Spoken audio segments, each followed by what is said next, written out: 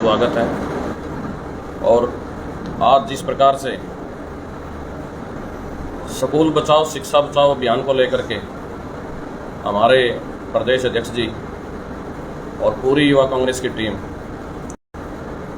हर एक गांव पहुंची थी। आदमपुर के 3 गांवों में पहुंची थी। सबसे पहले मैं कांग्रेस भवन में पहुंचने पर, हिसार पहुंचने पर हमारे प्रधान जी का स्वागत करता हूं। साथ में हमारे कांग्रेस के वरिष्ठ नेता, हमारे साथी, सीनियर साथी डॉक्टर राजेंद्र सुरा जी, हमारे तमाम कांग्रेस के पदाधिकारीगण, हमारे हल्का के प्रधान और जिला के सभी कार्यकारिणी, सभी का और आप सभी पत्रकार बंधुओं का इस प्रेस वार्ता में स्वागत है। आगे के लिए बात के लिए मैं आमंत्रित करना चाहूँगा। हमारे प्रधान जी बात रखेंगे। धन्यवाद सतेंद्र। आप सभी पत्रकार साथियों का मैं स्वागत करता हूं। शॉर्ट इंटरवल पे आज की प्रेस वार्ता का आयोजन किया गया। आज प्रदेश के अंदर जो हालात हैं, लगातार मीडिया के माध्यम से, सोशल मीडिया के माध्यम से जो चीज़ें निकल के आ रही हैं, स्कूली शिक्षा को लेकर हरियाणा सरकार की नाकामी आज लोगों के समक्ष है। हाल ही में हरियाणा सरकार ने 105 सरकारी स्कूल बंद करने का फैसला लिया और कई सरकारी स्कूलों के अंदर नई ट्रांसफ़र रैशनलाइजेशन पॉलिसी की वजह से टीचरों का गलत स्थानांतरण हुआ। कई ऐसे स्कूल हैं जहां पर 10 अध्यापकों की ज़रूरत है, वहां पर सरकार ने 2 या 3 अध्यापक रख के बाकी पोस्ट कैप्ट कर दी और वो पोर्टल से भी पोस्ट खत्म कर दी। इसके खिलाफ हरियाणा युवा कांग्रेस ने पूरे प्रदेश में स्कूल बचाओ शिक्षा बचाओ आंदोलन की शुरुआत करी है और इसी आंदोलन के तहत आज हिसार जिले के आदमपुर हलके में हम लोग पहुंचे थे। आदमपुर में खैरमपुर गांव में सबसे पहले हम गए। वहां खैरमपुर गांव में छोटी छोटी बच्चियां स्कूल के बाहर लगातार कई दिनों से धरने पर बैठी हैं, उनके साथ गांव के लोग बैठे हैं और उनकी एक ही डिमांड है कि उस स्कूल के अंदर जितने अध्यापक पहले थे सरकार वो अध्यापक पूरे करे, क्योंकि नई ट्रांसफ़र पॉलिसी की वजह से वहां से अध्यापकों का ट्रांसफ़र हो चुका है। अब उस गांव के स्कूल में बच्चों को पढ़ाने के लिए अध्यापक नहीं है। लगातार बच्चे, छोटी बच्चियां स्कूल के गेट पर बैठ के विरोध दर्ज कर रही हैं। उसके अलावा ढाणी मोहब्बतपुर जो गांव है, हाई स्कूल है, इस स्कूल के अंदर भी 8 अध्यापकों की आवश्यकता थी, लेकिन सरकार ने 6 अध्यापक इस स्कूल से ट्रांसफ़र करके दूसरी जगह भेज दिए। इसके अलावा चूड़ी गांव में हम पहुंचे, वहां भी कंटिन्यूअस ग्रामीणों द्वारा, बच्चों द्वारा धरना लगाया जा रहा है। तो इस प्रकार की आज ये हिसार की सिर्फ एक आदमपुर हलके के 3 गांवों की मैंने आपके सामने बात करी, लेकिन प्रदेश के अलग अलग जिलों में अलग अलग गांव के अंदर हम जा रहे हैं और ऐसे वाकया देखने को मिल रहे हैं। ये प्रदेश सरकार की लापरवाही और एजुकेशन के प्रति नॉन सीरियसनेस का नतीजा है कि आज हरियाणा के अंदर सरकारी स्कूलों में एक तरफ बच्चों की संख्या कम हो रही है और दूसरी तरफ सरकार भी अध्यापकों की संख्या को घटाकर इन सरकारी स्कूलों को ख़त्म करना चाहती है। मैं कुछ कागज़, कुछ फैक्ट आपके समक्ष रखना चाहूँगा।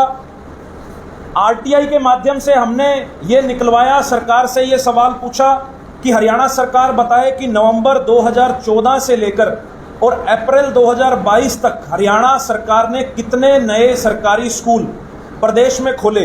ये कागज़ आरटीआई का मैं आपके समक्ष रखता हूँ। ये कागज़ इस बात का प्रमाण है कि हरियाणा में मात्र 8 नए सरकारी स्कूल प्रदेश की सरकार ने 8 साल में खोलने का काम किया है।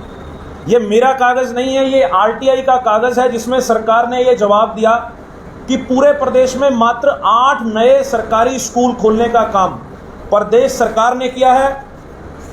इसके अलावा मैं ये कागज़ आपके समक्ष रखना चाहूँगा क्योंकि कुछ दिन पहले मनोहर लाल खट्टर जी ने चंडीगढ़ में एक प्रेस वार्ता करी, जिस प्रेस वार्ता में उन्होंने मीडिया के माध्यम से हरियाणा के आम जनमानस तक ये एक जानकारी पहुंचाई कि हरियाणा में इस समय मौजूदा 9700 सरकारी स्कूल इस समय हरियाणा के अंदर हैं। ये विधानसभा की पटल पर हरियाणा सरकार ने ये डाटा अपना सामान MRP पर नहीं डिस्काउंट पर लो। और हिसार में डिस्काउंट कहाँ मिल रहा है ये जानो सेलट्रेंडिंग.com पर। विजिट सेलट्रेंडिंग.com, पहले कंपेयर करो फिर। इस डाटा के अनुसार 2014 और 15 के सेशन में हरियाणा के अंदर 14,504 सरकारी स्कूल थे। मैं आपके माध्यम से मनोहर लाल खट्टर से यह सवाल पूछना चाहूँगा, प्रदेश के शिक्षा मंत्री से यह सवाल पूछना चाहूँगा कि 2014 के 14,504 सरकारी स्कूल 2022 में मात्र 9700 कैसे रह गए। आज हरियाणा सरकार से हम ये सवाल पूछते हैं कि क्यों हरियाणा सरकार ने 8 साल के अपने शासन के अंदर इन सरकारी स्कूलों को खत्म कर दिया। एक तरफ तो सरकारी स्कूलों को बंद किया जा रहा है, उनमें एक जो क्राइटेरिया गवर्नमेंट ने बनाया है, 20 विद्यार्थियों का जो क्राइटेरिया बनाया है, वो बिल्कुल ही नॉन लॉजिकल, इलॉजिकल बात है। मैं मनोहर लाल खट्टर जी से यह पूछना चाहूँगा कि अगर किसी व्यक्ति का कोई अंग खराब होता है, किसी को कोई बीमारी होती है, तो उसकी बीमारी का इलाज किया जाता है, उसके अंग का इलाज किया जाता है, ना कि उसके अंग को काट के फेंक दिया जाता है। अगर आज हरियाणा के सरकारी स्कूलों की व्यवस्था खराब है, जिसकी वजह से बच्चे वहाँ नहीं आ रहे, तो सरकार को ये प्रयास करना चाहिए कि वहाँ पर ज़्यादा से ज़्यादा इंफ्रास्ट्रक्चर में सुधार लाया जाए। क्वालिटी एजुकेशन इम्प्रूव करने के लिए ज़्यादा से ज़्यादा अध्यापकों की वहाँ भर्ती करनी चाहिए। लेकिन सरकार दूसरी तरफ उन स्कूलों को बंद कर रही है, और कई स्कूल ऐसे हैं हरियाणा के अंदर जहां शिक्षकों की जो वैकेंसी है वो उन स्कूलों से खत्म की जा रही है।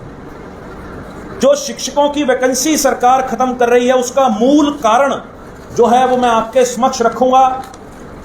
ये कागज ये विधानसभा में सरकार ने जवाब दिया जब उनसे पूछा गया कि हरियाणा में इस समय सरकारी स्कूलों में कितने शिक्षकों की कमी है, कितनी वैकेंसीज हरियाणा के अंदर है, तो हरियाणा सरकार ने जवाब दिया कि 35,980 शिक्षकों की भर्ती इस समय हरियाणा के अंदर पेंडिंग है।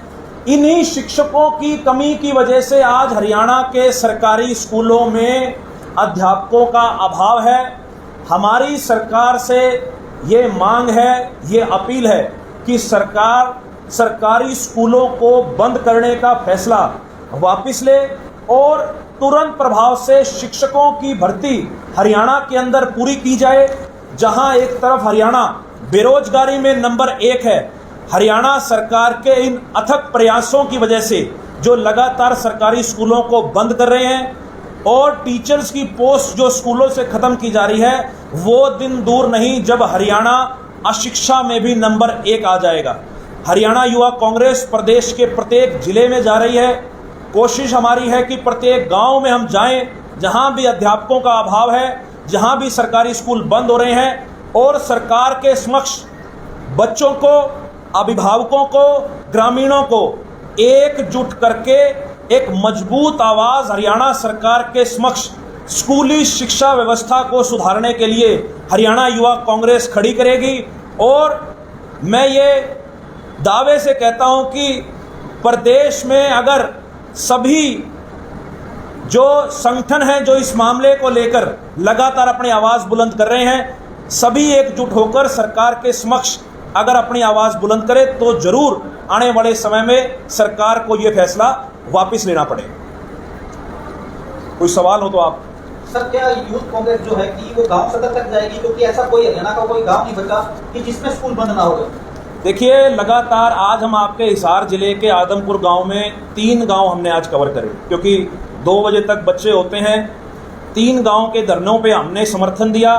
कल हम जींद के नरवाणा और जुलाना के गांव में गए, परसों हम कुरुक्षेत्र में, शाहबाद में गए, लाडवा में गए, थानेसर में गए, उससे पहले अम्बाड़ा के नारायणगढ़ में गए, अम्बाड़ा सिटी में गए, कैंट में गए, यमुनानगर जो शिक्षा मंत्री का गृह जिला है, बड़ा दुर्भाग्यपूर्ण है कि हमारे प्रदेश को एक ऐसा शिक्षा मंत्री मिला है जिसके खुद के गृह जिले में पूरे हरियाणा में सबसे ज़्यादा स्कूल 22 स्कूल बंद होने हैं। हरियाणा युवा कांग्रेस प्रत्येक गांव में जा रही है, जहां धरने चल रहे हैं उनको समर्थन दे रहे हैं, और जहां धरने नहीं चल रहे वहां ग्रामीणों से हम अपील कर रहे हैं कि वे गांव में स्कूल के बाहर धरना लगाएं, ताकि जो आवाज है हरियाणा के चारों हिस्सों से उठकर सरकार के कानों तक पहुंचे। अगली रणनीति क्या होगी सर, अगर सरकार नहीं मानती, क्योंकि सरकार ने कड़ा फैसला लिया हुआ है, धरने हर गांव में चल रहे हैं, अभिभावक धरनों पर हैं, बच्चे अभी धरने पर हैं। देखिए, हमारा प्रयास है कि हरियाणा के प्रत्येक जिले में हम लोग जल्दी से जल्दी पहुंच के ग्रामीणों को जागरूक करें और इस आंदोलन को संगठित रूप देकर एक मजबूत आवाज इकट्ठे होकर सरकार से हम गुहार लगाएं। मुझे लगता है कि अगर सभी इकट्ठे होकर एक स्वर में अगर सरकार से गुहार लगाएंगे, सरकार से अपील करेंगे, तो सरकार को घुटनों पर आना पड़ेगा और अपना फैसला वापस लेना पड़ेगा। कुछ किसान संगठन हैं जो स्कूलों में जो शिक्षा नीति है जो सरकार है उसका समर्थन करना चाहते हैं, क्या आप उन लोगों से भी बात करें? देखिए, किसान संगठन के कुछ लोग हमें आज धरनों पर भी मिले हैं और उनका इन धरनों को पूर्ण रूप से समर्थन है। उन सभी को साथ लेकर बच्चों को, अभिभावकों को, ग्रामीणों को और इस प्रकार के सामाजिक संगठनों को साथ लेकर हरियाणा युवा कांग्रेस ये प्रयास कर रही है कि हरियाणा के अंदर स्कूली व्यवस्था, शिक्षा व्यवस्था को किसी तरीके से बचाया जाए।